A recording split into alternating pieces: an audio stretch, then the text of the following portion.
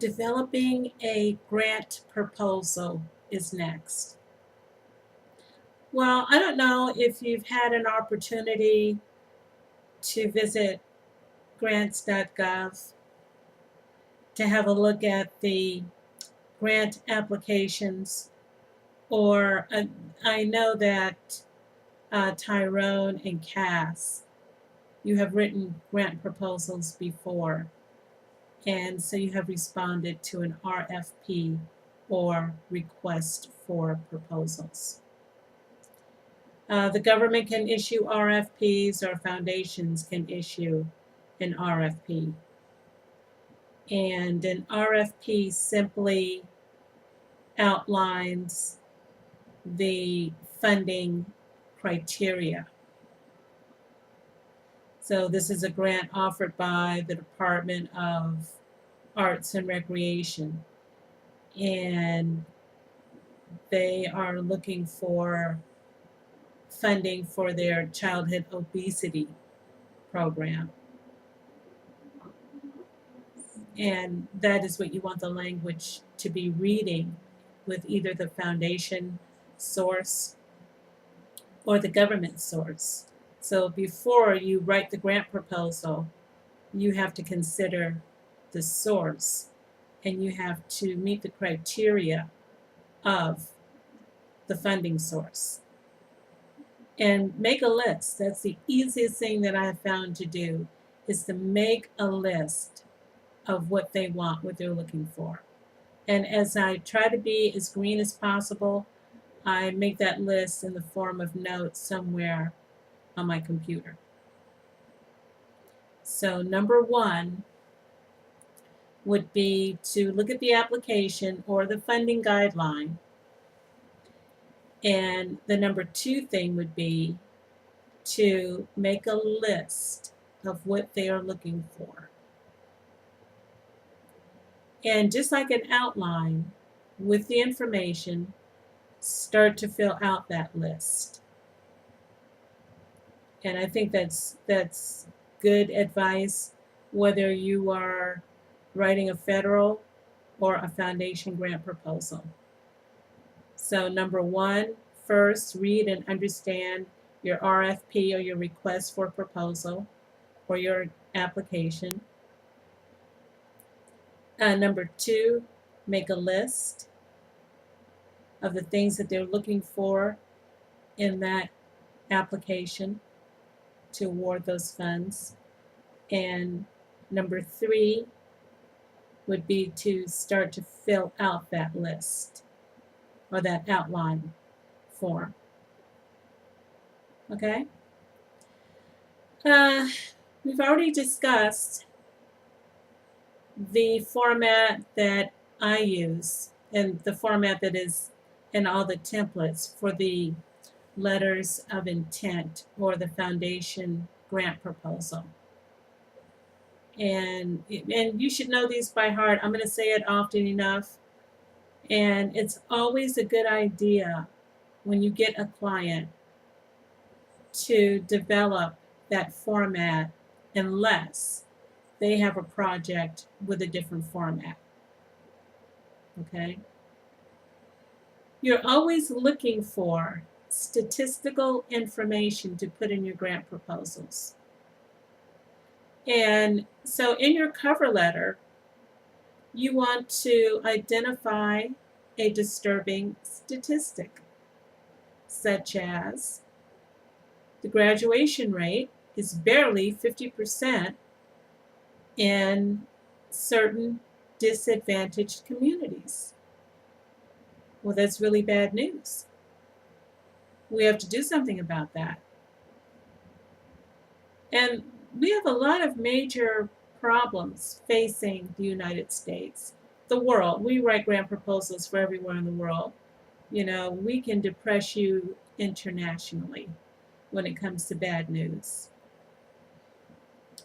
So you always want to get the bad news out there, and as soon as you've done that, what you want to do is identify one of the areas where your program is going to eliminate that as a problem. That's that problem statement, needs assessment area.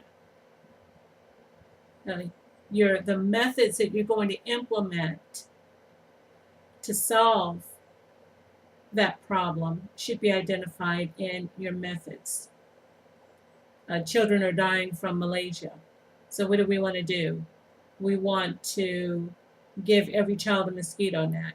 We want to make sure that every family has a mosquito net and clean water. And that's going to help, but once that child comes out of the bed, then what's going to happen? So you have to have a solution, a method. That would be the other word that a foundation application would have. They would say, what is your solution? What is your needs assessment? What do you assess the need at? What is your solution for that? What method will you implement to solve this problem? And so that's very important that you identify specifically the problem, and then you also identify the solution and how you will deploy that solution. Well, we're going to deploy that. We're going to make sure that the children not only have mosquito nets, but we're going to do aerial spraying in the area, in neighboring villages. We're going to address all of the factors that contribute to mosquito population or overpopulation, standing water, used tires. And then we're going to recycle the tires, which adds more girth to that proposal. It provides another solution. So you have to be solution oriented. You have to be able to identify critical problems, and you have to be able to verbalize in writing those solutions. And then you have to be able to prove that your solution will work by identifying your methods.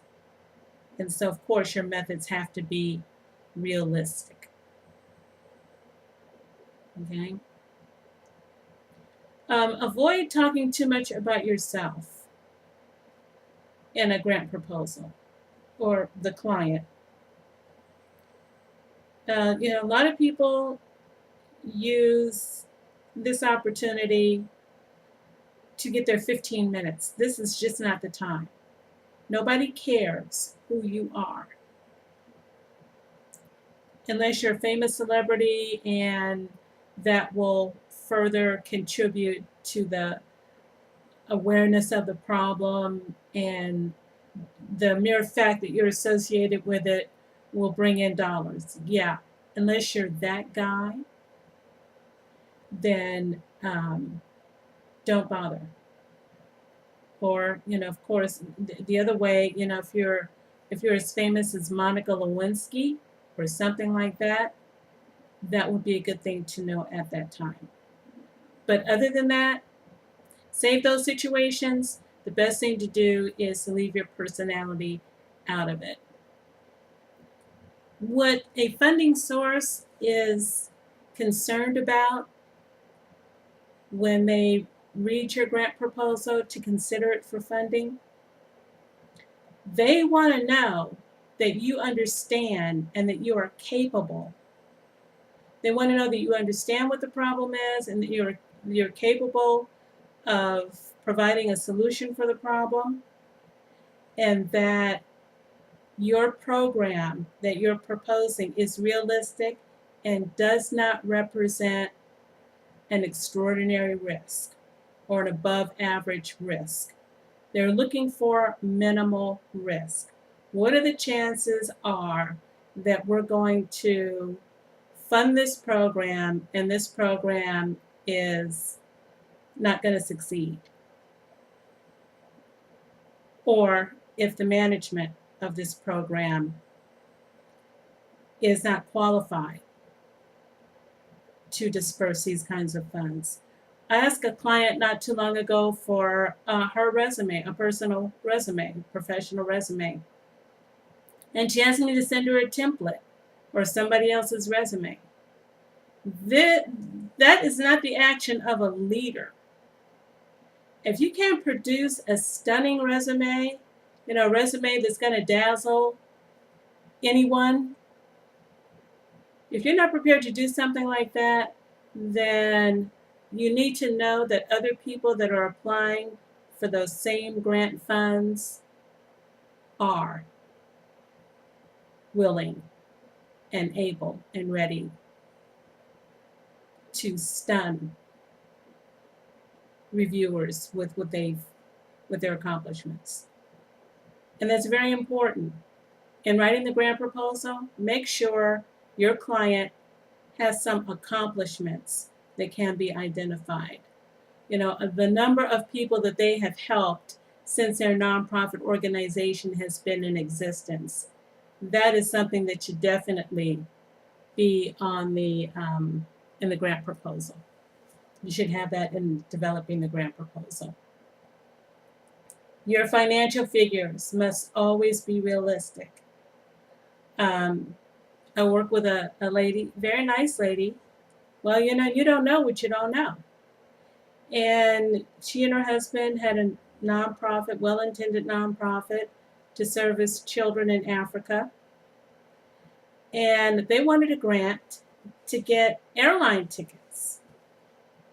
Yeah, airline tickets to fly down to this country in Africa to give away used clothing. 4K. Why? Why would a foundation or a government grant agency spend money on a plane ticket to deliver, and to take pictures of the husband in a Santa suit? It is just so not going to happen. So your grant proposals must be realistic. And if you have a client, because we have a money-back guarantee, if you have a client that's interested in doing something like that, then you need to talk them out of it as soon as possible. Okay? You have to deliver the best service through that grant proposal that can be delivered. And you have to do it at the lowest price point. They just got busted, some government office, GS something, because they went on this convention and they spent an unholy amount of money. You just cannot do that. The nonprofit sector has to be more frugal, creative, innovative, and imaginative than any other sector. So we're going to continue with how to write a grant proposal in the next video.